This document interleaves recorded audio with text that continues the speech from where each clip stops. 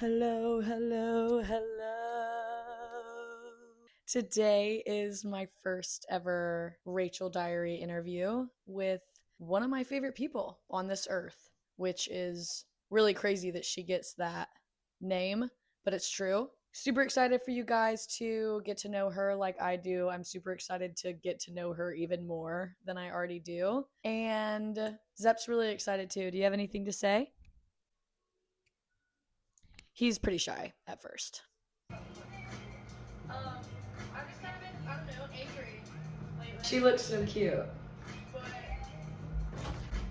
Here for my close up. Hey, I just got back on Instagram and I was logged into my Finsta. Yay. Bo, are you going to join us for our chit chat? How about this couch, huh? I know, I love it. Me too. Okay, well, thanks for joining. I'm so excited to get to know you a little bit more than I already do, because I feel This like one's for the people. ASMR. It's just us doing fun videos. I feel like you've been genuinely one of the people that have been kind of pushing me to like dive back into the vlogs, because I remember the other day you were like, I want you to do them so I can look back when I'm in them and look at them. Yeah, I don't want to do the work, but I want to be in them. Yes, absolutely. I kind of just wanted to get a little Heather story. Oh, Is a okay. synopsis the word? Yeah, like a synopsis of summary, like your life, where you're at, and you can just kind of say whatever you want, just go crazy. Okay. Wow, how far back do I go? The day I was born. Yeah, I was born in Atlanta, but then moved to Macon pretty young. Grew up there, really small town, small southern town. Went to a small private school, graduated with 70 people maybe. So small. So small. That's I know. crazy. Brett, which you'll learn about, my husband. Stay tuned. He went to like a really large high school, so it's funny because I'm like, where did he go? He was in Atlanta? Yes, Alpharetta. Okay, yeah. Alpharetta it's been bumping. Yeah. Anyways, but yeah, went to a small high school, then went to Georgia College for 4 years. That's where I met Rachel. Studied mass communications, got a job in Atlanta working at a branding marketing agency as a social media person, and then now I do project management and I'm still with the company. And then got married 2024. Hoo-hoo. And then met my husband during COVID. Mm-hmm. And then we decided to move here last March. Which is crazy, because I had moved really crazy the month before. Yeah. And so it was really crazy how we ended up living in the same town together after 5 years of being together in college for like 6 months. I know, we were in like our early 20s and then like our late 20s together. I like which the late is kind 20s. Of perfect. Yeah. So I know you got married. It was an amazing wedding. I feel like we are in that time of life where it's getting more talked about, like people getting married, people having babies, people moving in with their significant other. Like this is kind of the age where people kind of start to think about it. Yeah. Is there something that you weren't ever really told about marriage, or is there something that like has stood out to you where people don't really, you talk about the ring, you talk about the wedding, you talk about the living together, but what's it been like being, a few months in being married? So I feel like, because I didn't date anyone until Brett. Like, don't get me wrong, I had situationships, I had men in my life that you would have thought I was dating, but Brett was my first like real, true, healthy relationship. Mm-hmm. And it's so cheesy, but when they say when you know, you know. And we met during COVID. I wasn't looking for a relationship. Had just been out of college for like a year and a half, and circumstances happened and we met, and he was just different than anyone I had ever been with before. So going into that, like, didn't really have any expectations. I just, like, because I wasn't expecting it, and then all of a sudden he was there and he was the one, I was like, okay. So I just sort of went along with the motions. And then we moved in together before we were married, lived with his parents, like, right before we got engaged and during our engagement. But yeah, being married is the best. And we already were really close. Like, we hear from so many other people that are married that are like not our close friends, but like secondary people. Mm-hmm. They're like, marriage is so hard and it's so much work, and especially the first year. And me and Brett are like, it's What? really not like that. Like, I think You guys if having you just pick the correct person, yeah, and you go into it like being on the same page about your morals and about your future, and like, do you want to have kids? What kind of kids? Do you want to be adventurous and travel? Do you want to stay put? Like, what are your values? If you align on that, then like it's not that hard. right. I heard a quote where it was like, life is hard, not marriage. Like, marriage shouldn't be the hard part. Like, Yeah. that should be the fun part, the easy Right. part. I will say, because we lived together before we were married, that us deciding to move to Florida really felt like the beginning of our marriage, even though we didn't move here, let's see, for like a few months. We still lived in Atlanta, in our house that we were living in before we were married. So nothing really felt that different until we moved here. And then it felt like we were making a choice, the two of us as a married couple, to like decide to do something and do it. Right. Well, and just getting out of Atlanta, like getting out of your like comfort zone for a long time, and it's like, okay, we did the thing we said I do. Let's go be honestly, like, I do think when you move somewhere too, I've only moved twice, but you kind of become a new person because you're like literally surrounded by completely new people, new restaurants, new atmospheres. And that's why I feel like I always try to tell people, like, you got to move once. You have to. At some point in your life, no matter like when, but like you can always go back, because that's kind of what always gave me a little bit of comfort. And I feel like college doesn't always count. Like, if you're from Georgia and you move to New York for college, that counts. Yeah. In my brain. Right. But like, if you just move to a different town, like, you do get somewhat of that I moved experience, but I still feel like it's college. Right. So I feel like after college, before college, whatever, like, move somewhere completely different from where you've ever been before. Right, absolutely. Because I definitely think you find another piece of yourself. Yeah, you grow and you learn a lot about yourself. So speaking of Florida, our home, which we love, what has been one of your favorite things? I would just say the community. Living in Atlanta, the only, like, obviously loved being from there. Our friends are there, our family's there. But outside of like the recent grad lifestyle, I felt like there just wasn't anything in Atlanta that was something I was drawn to. Like, Atlanta has museums, Atlanta has cool art scenes, like Atlanta has stuff, but it just wasn't like what I wanted to do.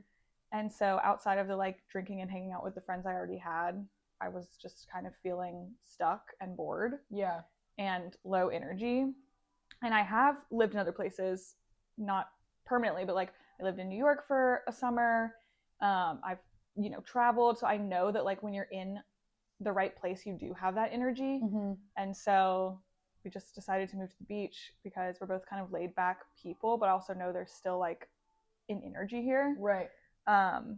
And obviously it was meant to be because we made friends immediately. You happened to be moving here like right before we moved here. Yeah. One of our good friends, how Brett and I actually met, lives here. Like, everything fell into place. Yeah, and it just like feels really right. Like whenever like I come over, like Ben and I come over, like our little hangouts, it's like, and maybe it's because our frontal lobes have developed and we're not wanting to like go out and drink all the time, and like, because that's definitely who we were at one point in life. But to move in a city like this where there's so much to do rather than just drink. Like, I saw a guy walking around in the park today, no idea who he was, but he was walking around the park and I was like, I bet he's just like on a stroll in the middle of his workday thinking, wow, what a place to live. Yeah. Because it was cold today, but the sun was shining. There's never a bad, like the hurricane season, I guess, is pretty tough, but thankfully you and I didn't experience that. But St. Pete, Florida itself, literally, there's so much sunshine. Well, I feel like everyone I've met here, whether they've lived here for 5 months, 12 months, 6 years, their whole life, they still feel the same way about it. Like, they still love it. They still find things to do. There's still joy. There's still new things happening, new people. It is an exciting lifestyle, even if you've lived here forever. And like, I know that people have said, oh, when you live at the beach, like, you just take it for granted. You don't care about it. You would go to the beach all the time, just for 30 minutes by yourself. And I was like, I need to do that more. Yeah. And like, it's January and we could go to the beach if we wanted to. No, for real. Like 100%. This weekend, it's like 75. We should go on Sunday. Yeah. Let Brett know. Like, it is a little cold today. It is a little cold today. It has been a little cold the past few days. Yes, but it's not the dreary sleet, depressing, kind of like cold. And so I feel like even when and I think it is normal, because when we first moved to the beach, we were kind of going a lot. I was going a lot. And then it got really, really hot in the summertime, and the water was bath water. And I was like, I can't do this. So then I kind of, stopped going. But like But I you mean, said, we're still going way more than every other person. 100%. You know? Well, it's a 30-minute drive. That's crazy. And unless you live beachfront, like, you're not gonna go to the beach every day. That's No. not, just because we live at the beach doesn't mean if we're not going every day, we hate the beach now. Right. Like, that's not Yeah. true. It's just in our backyard. Yeah. Which is crazy. Well, yeah, I think moving to Florida was just exactly where we both needed to go. And it's just been super crazy. To completely change the subject, I was listening to a podcast. It's called The Diary of a CEO. I don't know if you've heard about it. I think I have. But he basically just like interviews all of these crazy people. And you and I talk about this all the time, so I figured we just have to document it. We might just go like, you might just see us go crazy. Anyway, this guy had a CIA whistleblower. Ooh. Which is that where you like just completely drop the CIA? Because I had to Google it. No. A whistleblower is someone who like leaks information from okay.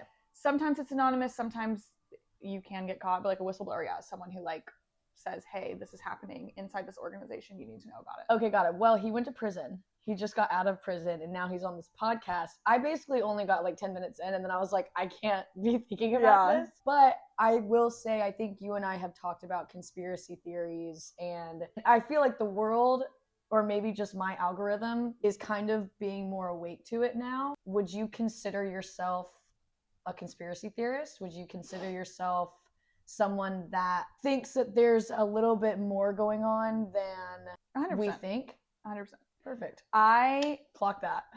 You heard it here first. I have always been just 9 cop cars pull up. Take me. Sorry.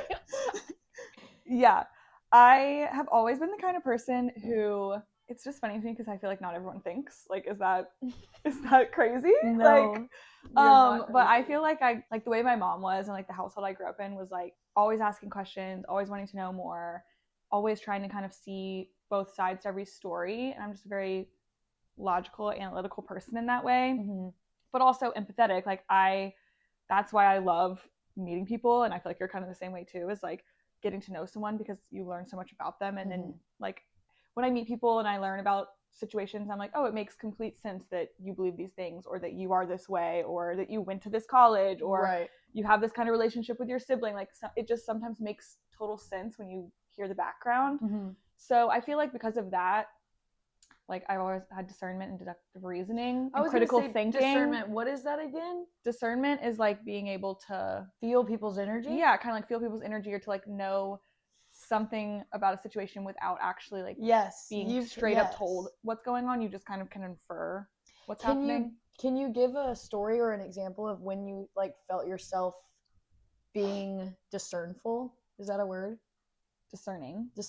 Yeah. Is there a time or a example you could share? Yeah, I've got a couple. I'll just use this. Like in high school, there was my little friend group, and there was another girl, and she's really sweet, like nothing against her, but I just always kind of felt like I didn't really need to try that hard to be friends with her when she was trying to be in my friend group, and not in like a malicious way. I just was like, something about her didn't feel right. So I was like, I'm not going to be mean to her, and I'm not going to exclude her, but I'm just not going to like get close to her. Right.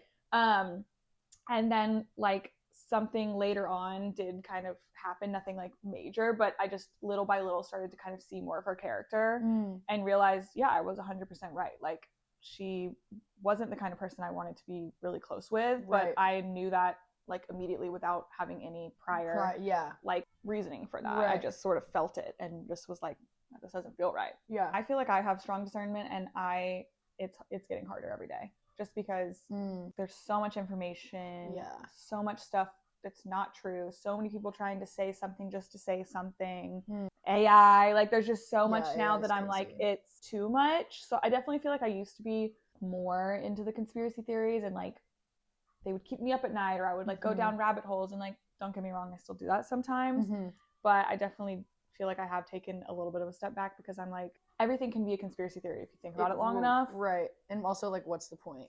And yeah, if I can't do anything about it, what's the point? Like, obviously I want to be educated and try and like understand things. And something I'm even working on is trying to be more opinionated and like have more strong opinions about things. Because how's that going?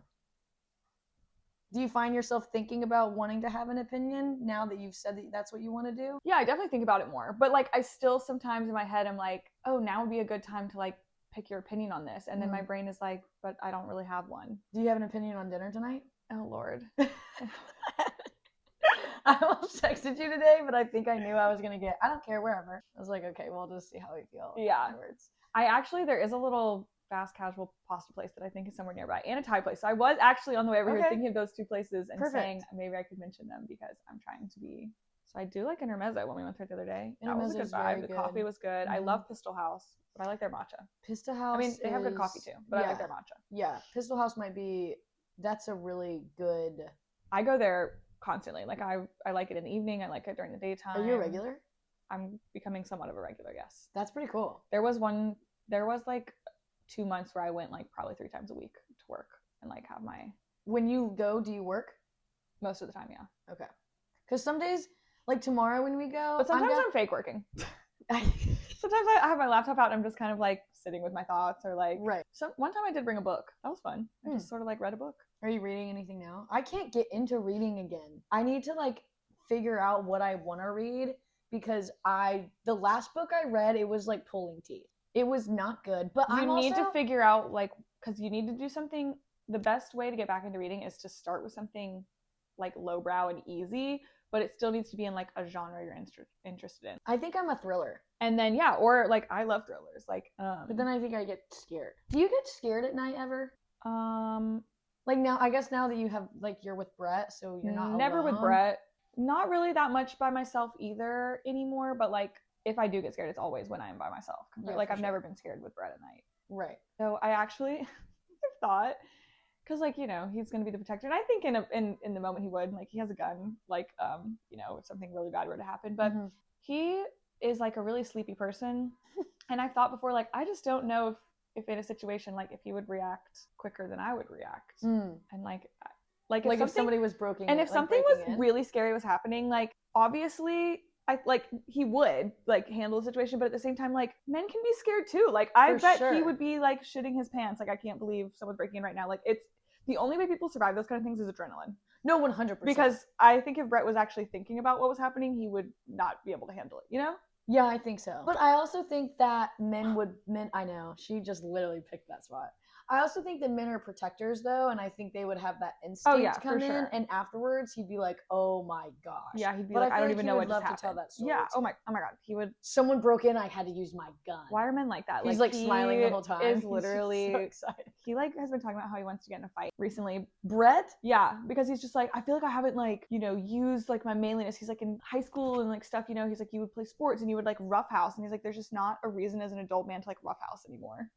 And he's like, I kind of want like someone to like say something, try you or say something so I can like. We gotta go out and so I can swing. I'm like, oh, okay. Whoa, hey. I just tripped you. If you knew Brett, he is the sweetest, most kind man ever. Like this is. I asked the other day we were playing that game and it was what is one habit that you want to start doing? Oh, wait, what was a habit you started doing last year that you're proud of? He goes, the habit of thought. We're like, what? Like philosopher. Like thinking. Full on. Like thinking. That was the skill he was. Yes, like he's like, I want to have a habit of thinking. And we're like, okay, Brett, go crazy.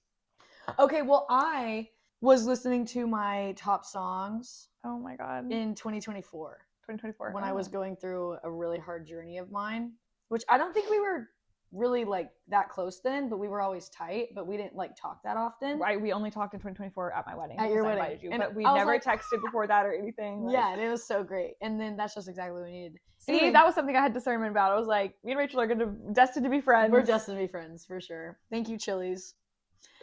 Okay, and I was listening to all of the songs, and it's kind of interesting that I think during that year I was listening to lyrics rather than the beat more. Like I was kind of connecting with the lyrics, and I know that I heard, I just don't know if it's true or not. I already know what you're about to say. That when you're happy, you listen to the beat, And if you're sad, you listen to the lyrics. And I think I was mostly sad that year. That makes sense. So that's where, like, even if it was a happy song, I'd be like, oh, but this song's, you know what I mean? I'm always in a Beats person. You're always a Beats girl? Which they've actually done studies that people tend to be one of two ways. Oh, interesting. Like, some people's brains immediately, they're the kind of people like hear a song, can recite the lyrics within minutes. Yeah. Because that's like what they hear. Right. Whereas I'm like, I know every like tone change, every background noise. What did you think I was gonna say? That's what I thought you were gonna say. Oh, but if you're a happy, but when I've been sad, I definitely feel like I'm like listening to like poetry with music in the background, basically, because I'm listening to the lyrics. So you're right. Yeah. Did mean to confuse you? No. It's just interesting seeing the switch up. I think I listen to sad girl music all the time. Like do you? Yes, I love to feel sad. Okay. Let's dive into that. No, I get that. I used to listen to Sasha Sloan a lot, but I don't. And I was like happy. I don't have like I am not like a Cancer. Like I don't have deep, overwhelming feelings. Like I don't cry easily about things. Like I don't get emotional. So I feel like sometimes you really don't get emotional. I don't think I've seen you cry. I'm very like steady, even keel. But when I crack, it is like pretty bad. It's pretty bad. Have you cracked like in a downpour? It's like a mental breakdown for like a day, and then I'm fine again. When's the last time you did that? Probably when I had to put my cat down. That was rough. Kitty girl. She looked just like that. I know. Oh yeah. Well, that's like that rocked really. me. Yeah, that's brutal. That's really tough. But that was. But sometimes I watch sad videos and. But they're like the happy sad ones, the ones that are like really so happy, from that kind of stuff. Something. Or like talking to a person and giving them money because you find out they're like homeless, and it's like this whole story. Yeah. That kind of stuff makes me sob. Do you give money to homeless people? Not recently, but I feel like I haven't even seen that. Like I really. There's not a lot here. There's not a lot here, and I think they like have an area and they like all hang out together. They're not like around. Yeah, I never know. I think I have before in the past, and I've definitely done food, but I honestly just kind of got to a point where I was like, I'm broke too, dude. Well, I just don't have cash on me. Like, if I felt it, like, again, the discernment, if I felt like give this person some money, I would. But a lot of times I don't have cash, and I'm not going to hand them my phone and do, like, Zelle or Cash App. Like, that's just too much. Well, yeah, how do they even have that? How do you have an iPhone? I think that some people, okay, this might be really, like, kind of crazy for me to say, but I also think that homeless wouldn't be that hard. Question mark probably is, and I'm just some people like prefer it. Like some people have like had the opportunity to get out of it. Like there's so many different subsets of like homeless people. There are like the ones that are homeless because they're addicted to alcohol or drugs or something.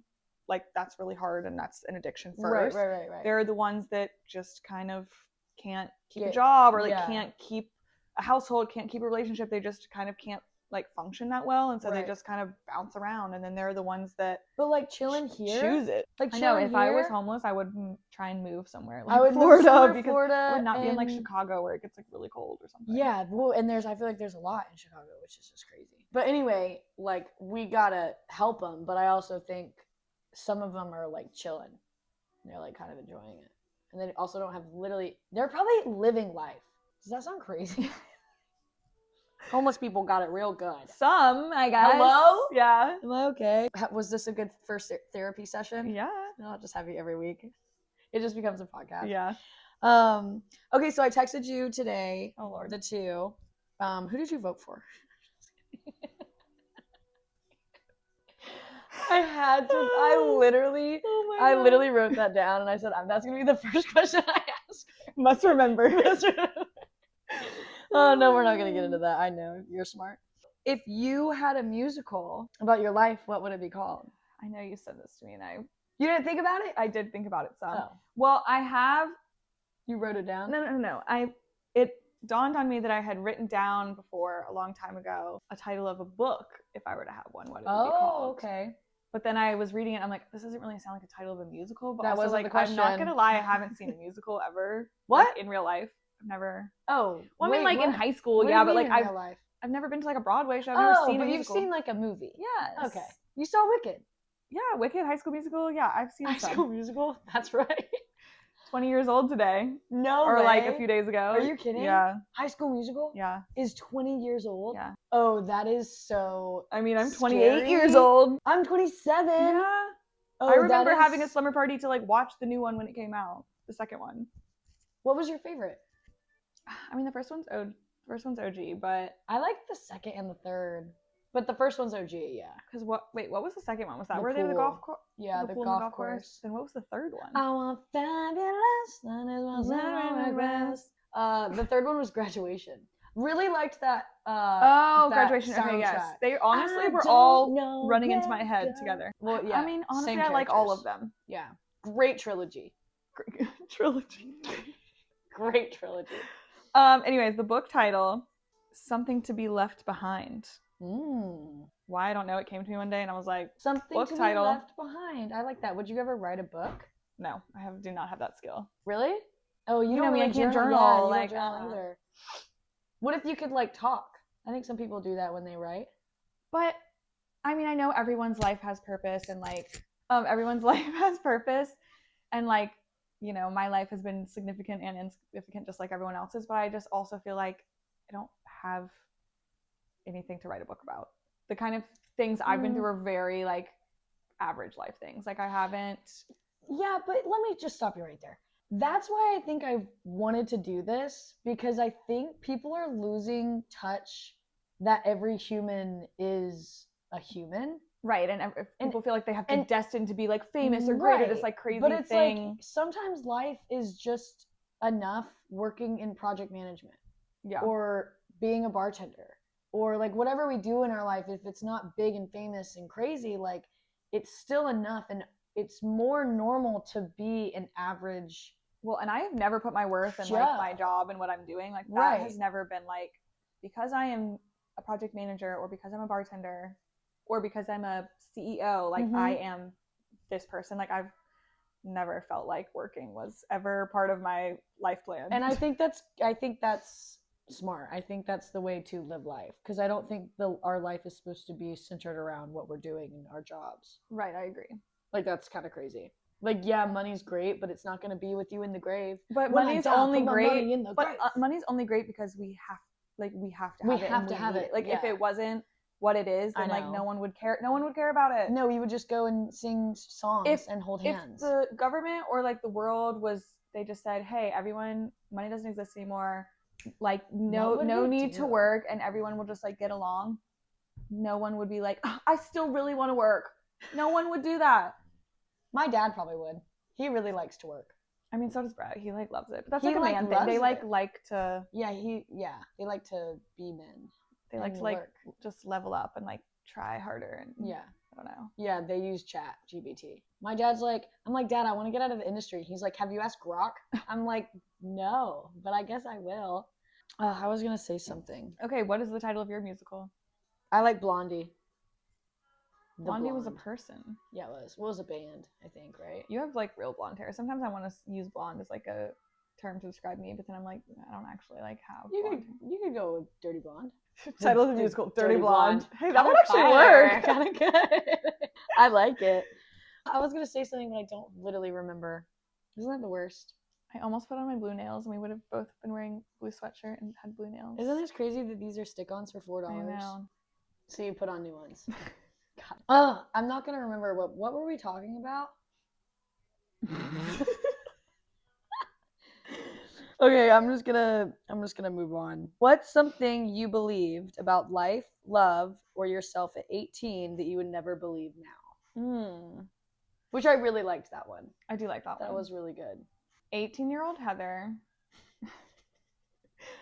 Well, I was 18 in 2016, so we're all reminiscing about 2016. For real. Yeah, 18-year-old Heather, I think I miss this part of her a little bit, that it's just that like young innocence where like I thought I had the entire world before me. For sure. And like obviously I love my life and where I'm at right now, and like I've over time cultivated the relationships and the way I am. And I love being 28 now. But yeah, I feel like 18-year-old Heather, what was I going to say? I forgot it. 18-year-old Heather. Me literally 2 minutes ago. How many more times am I going to say that? 18-year-old Heather, 18 years old. 18-year-old. I did not even mean to do that. I don't think I could start the sentence until I say that. Okay. 10 years ago.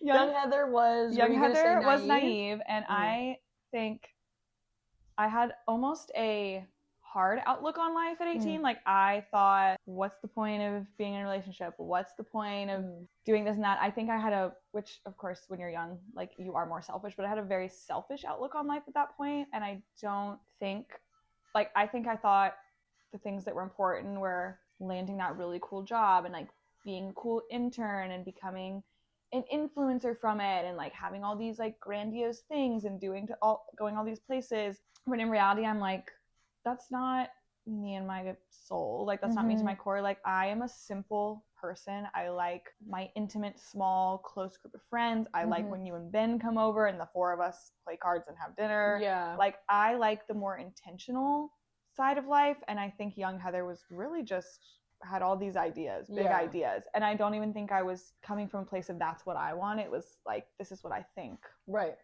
an 18-year-old should do and become. So is there one piece of advice that you would have heard as a young girl? Because I feel like you kind of I would say you become an adult at like 26 maybe. Yeah. If not like 30. Definitely after the frontal lobe. Like but that's you're still cooking. You're still cooking then. Yeah. Like that's an early adult. Because your frontal lobe forms at like 25, and then you still have to like basically learn what that means to be a person with a frontal lobe. You're like rethinking everything differently. Yeah. And I didn't realize how big the frontal lobe development stage, it's so real. As a woman, your frontal lobe develops around 25. Like, you have your second puberty basically at 25. Like, I feel like you just like change from that like young adolescent girl. You have a second puberty? No, not really, but like everyone kind of says it is, because it's like your hips get wider, like all of a sudden like your metabolism changes. Yes. Sometimes people's hair will change and stuff. It's just like your skin texture, like things just shift at that age. Yeah. Well, yeah, and so I think it's okay. So is there a piece of advice or like a saying that you remember hearing as a young girl that you hear now and you do believe it? Or like when you were younger, you were like, oh, whatever. Something that my mom always taught me, and like having my cousin be a few years older than me, she was like an older sister, and she's the one, like, I would go visit her in Atlanta. I lived with her for a summer in New York. Both of them kind of taught me, because growing up in a small southern town, it was like, go to school, either be with your person from high school, your high school sweetheart, or like go to school and then end up back with them kind of situation. Move back home to the same town and like kind of live the same life your parents did.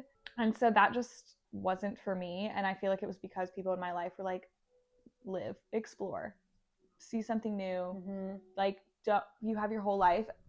Like, don't rush things. Like, don't date a guy just to be dating a guy. Don't move or go to this school or do this thing or join the sorority or whatever the thing may be just because. Like, truly pick and choose. And like, if you decide you're doing something and you're like, I don't think I like this, quit it, leave it. Yeah. Move on to the next thing. Yeah.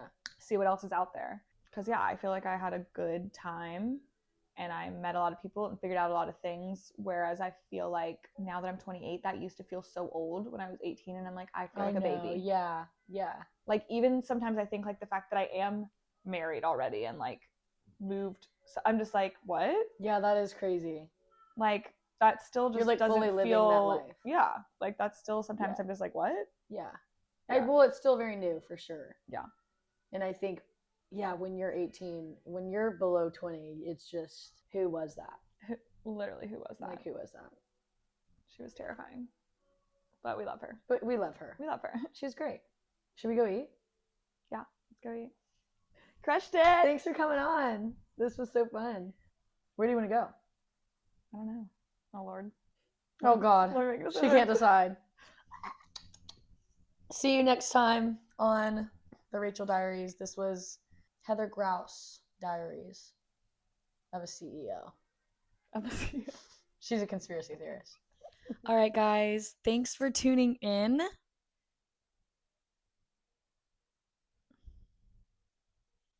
I'm trying to decide if I want to have an outro, and I don't think that I do. But I'm going to put this in there just so you guys know that I did try. And I think I don't want to have an outro. Ugh, I'm so nervous though, kinda. I'm like kinda nervous. I'm nervous. But also, I was kind of nervous to DJ my work party, and then I slayed. I slayed. Even though you know what? I slayed. I just get nervous sometimes, and that's okay. It's okay to be nervous sometimes. Hope you enjoyed the video.